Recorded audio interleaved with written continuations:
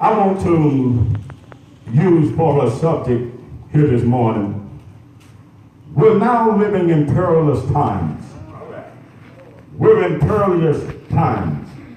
And I want you to turn with me to 2 Timothy, the chapter is 3. When we make it to that point, the lesson will indeed be yours. 2 Timothy chapter 3. We in our world, we're not as bold and tough as we want people to think of us. Sometimes we want people to think that we're the kind of people that don't cry. We're the kind of people that you cannot just make happy with anything. There are times when we're sad, and there are times when we are made to cry. All right. So we're just as human as anybody else. But there is always something.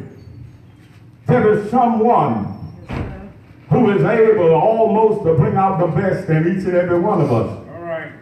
There is some child of yours that makes you smile. Some husband, some wife that says something or does something well to us. It brings a smile to our face.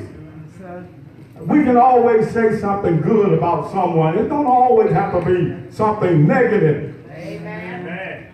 Amen. But out of all the things that are going in our world, out of everything that is going on within our homes, sometimes there is trouble in our homes.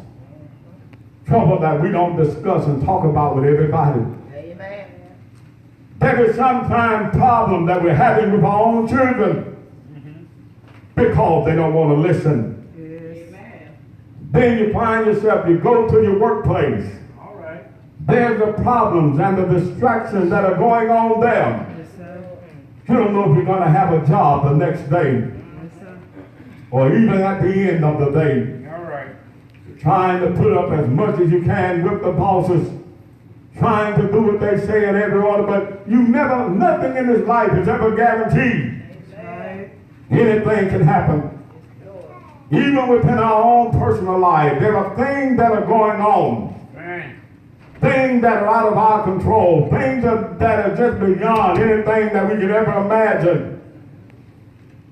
They're the children when they're going to school. Some are being bullied by the bullies. Man.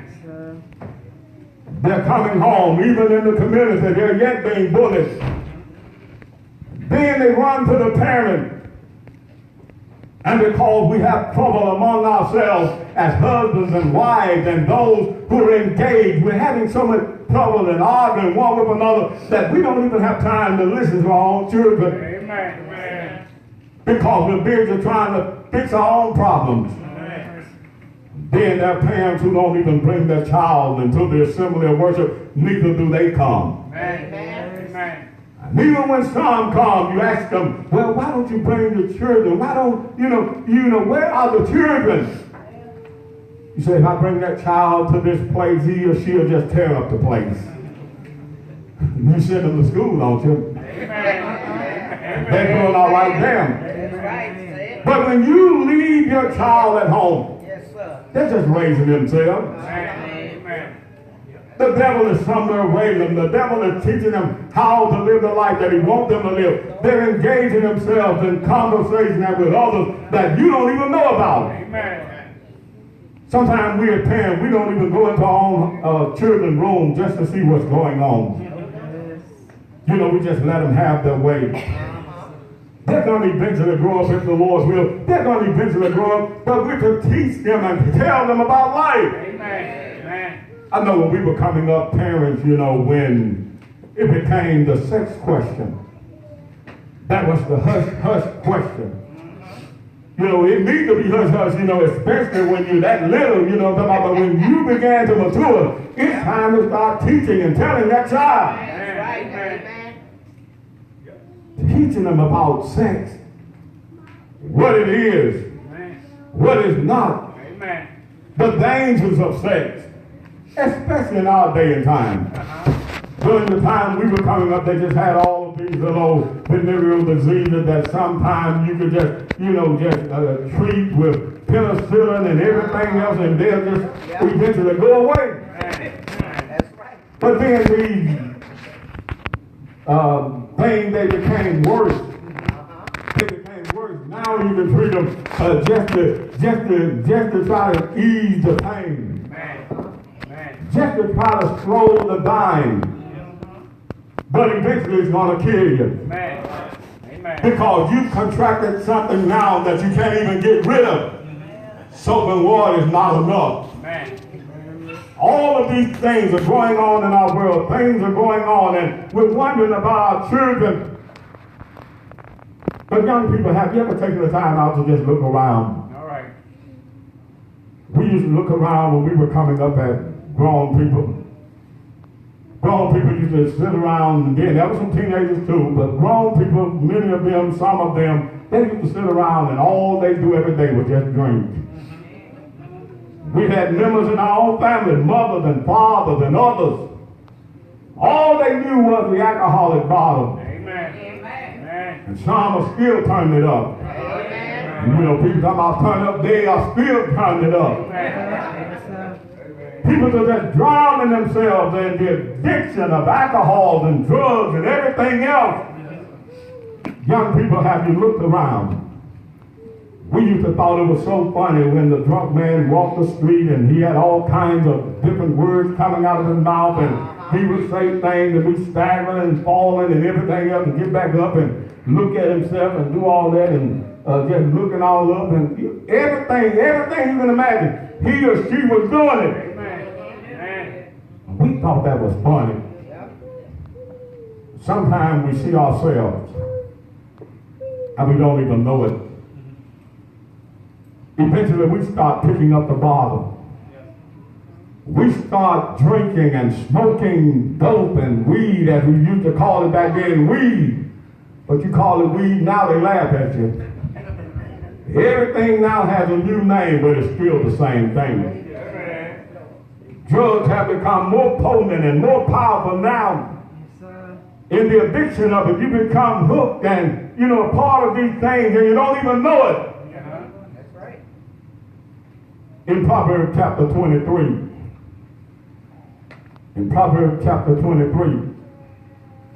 you think about drugs and alcohol. It's just like anything else. Once you get a taste of it, once you get a taste of the addiction, people that are alcoholic, you tell them when they began drinking, you know, and you would find some of the silent ones, people that you know that are silent, don't even hardly say anything. But wait till they start drinking. Amen. They start knowing more stuff than you know. Amen. They start talking and holding longer conversation than you hold. You know, they get all of this courage. People that was afraid to fight and everything else. Now they're fighting, but now you got some people, they don't even need a drink. You know, they'll talk crazy to you. You know, they'll just about get you killed and they themselves. If you're with them. You know, but Solomon, he looks at life, he looks at it, that when we're truthful and we're faithful and humble to ourselves to admit that when there are problems in our lives and things that are going on, things that are uncontrollable, you don't always need to go to the AA class. You know, sometimes all you do is just look up. You know, ask God to give you strength. Ask Him to help you. Ask Him to curb these addictions. Ask Him to take away these certain urges, these intoxicating drugs, these ones that make us forget who we are. We began to believe that we're someone or something else.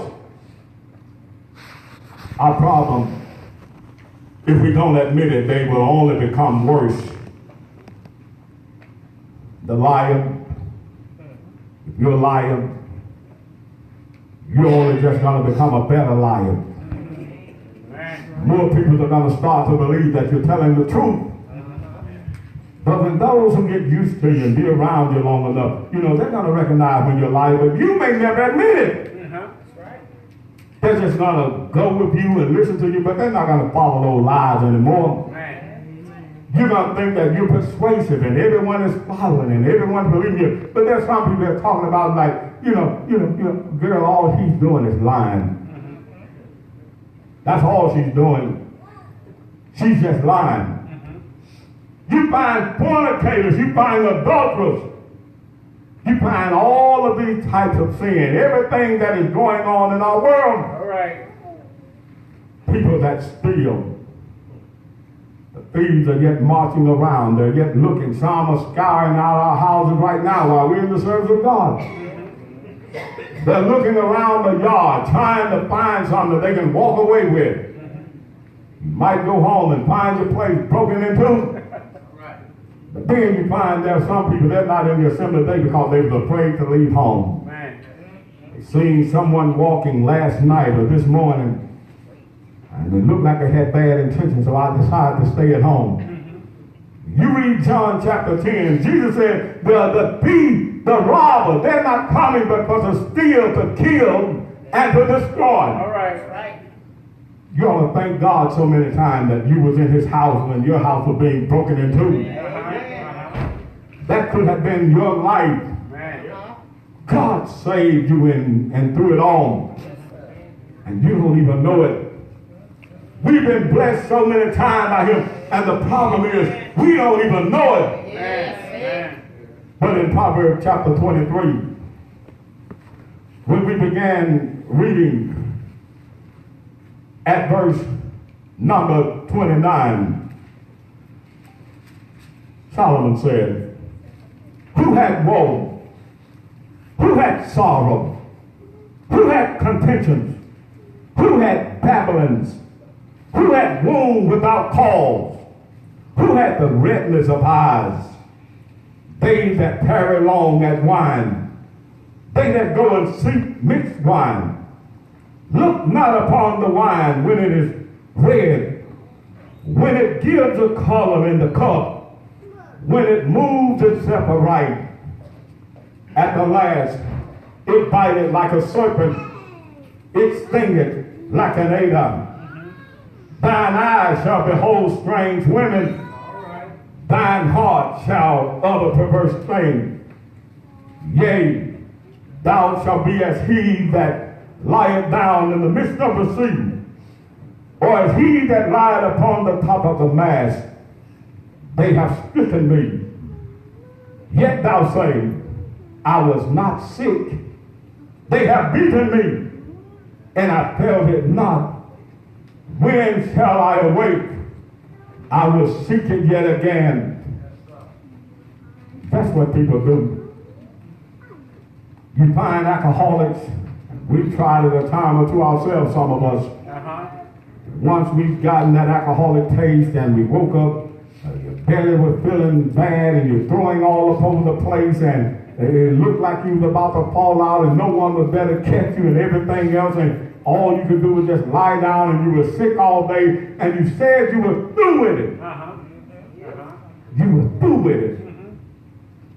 But once all of those things was over, the Bible said you just go out and you sick them again the next time.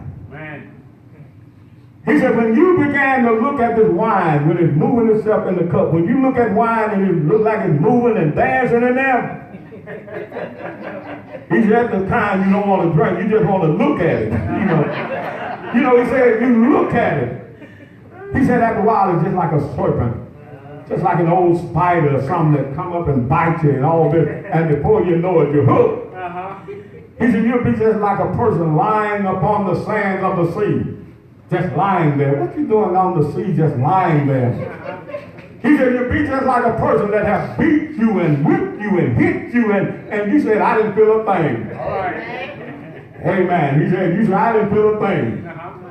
He said, you'll go and you'll talk about it and you'll feel bad about it after a while and you'll say what you're not going to do again, and after a while you'll rise up and say, once this feeling is gone, I'm going to do it again. Amen. I'm going to do it again.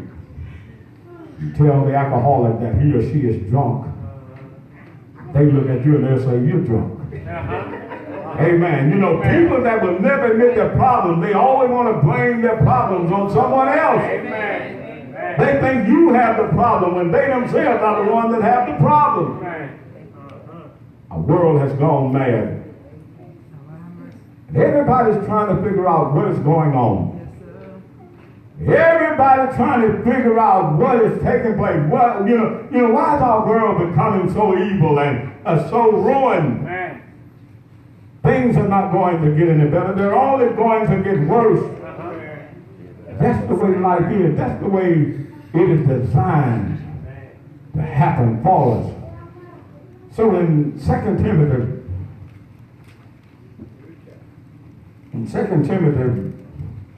what we say we're doing? Third chapter. 2 Timothy, the 3rd chapter, beginning at verse number 1. Paul, he looked at Timothy being the young man in the church. He was trying to warn him of all the dangers, and by warning him, he warned everyone.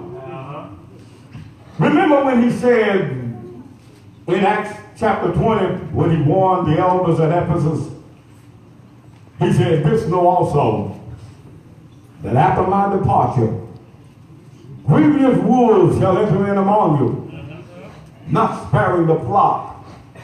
Even many of your own, they shall arise, speaking perverse things, drawing away disciples after themselves." He's seen this coming in the church. He's seen that people was going to come, and they were going to come teaching false doctrine. All right. Getting folk to believe what they were saying was the truth, and it was not even based upon what God was saying. All right. And this would take place in the church. All right.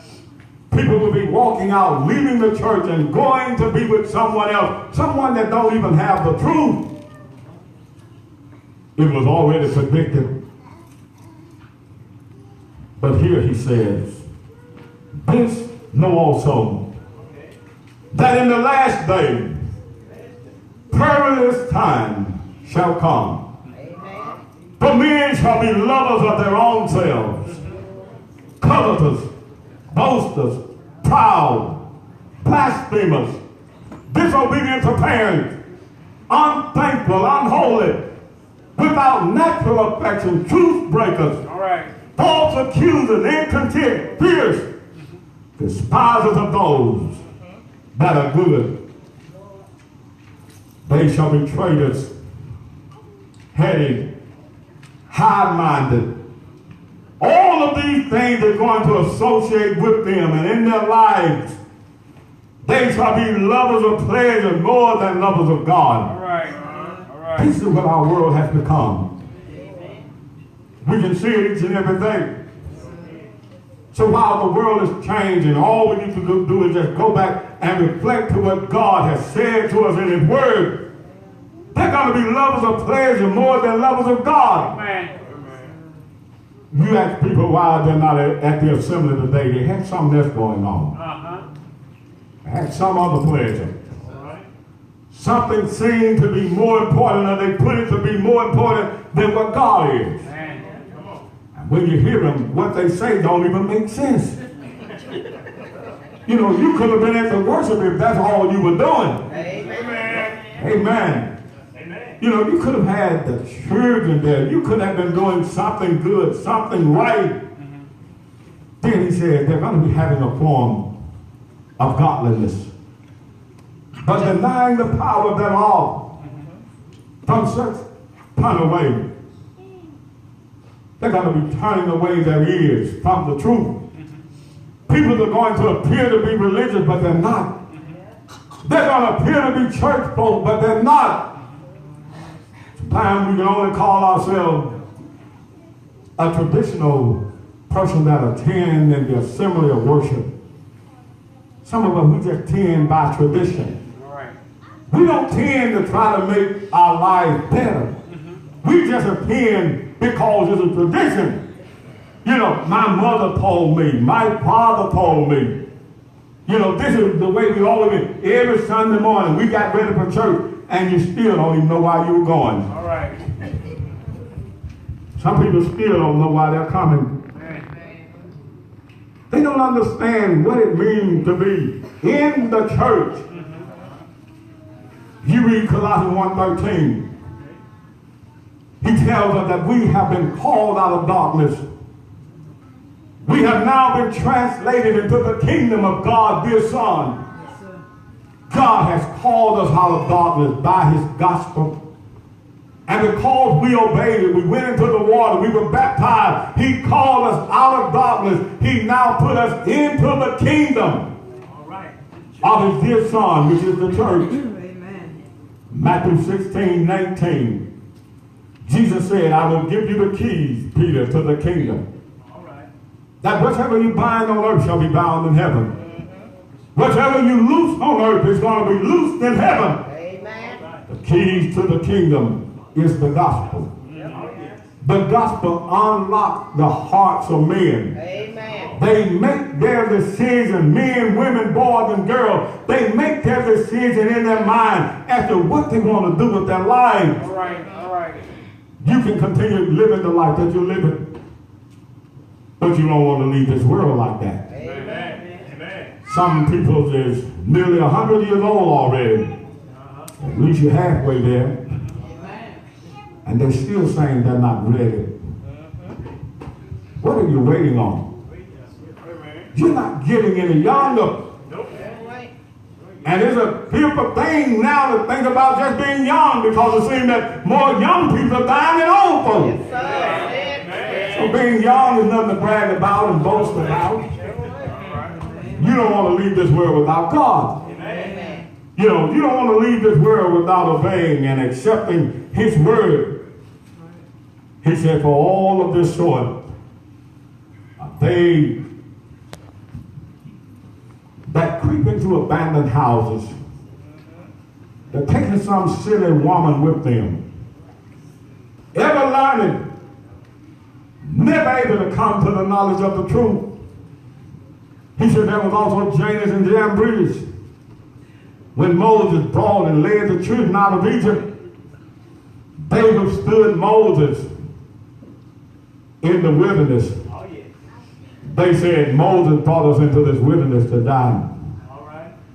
We could have stayed in Egypt and died there. That's all it takes, just a little talk in our ear from some negative person. That's right. They'll turn us away from God.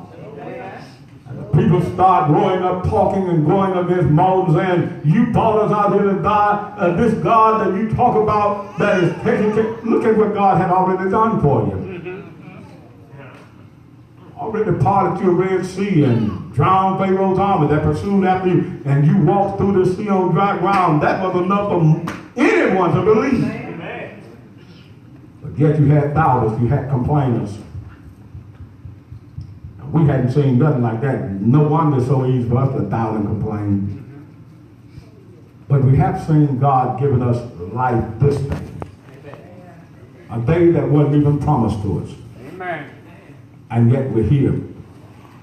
If you're not a Christian, you need to be. In spite of everything that is going on in our world, perilous time shall come. The perilous time. They're already here. All right. If you're not a Christian, you come to the Lord by hearing his word, Romans 10:17. By believing his word, Hebrews 11:6. By repenting of your sin, Luke 13:3 and 5.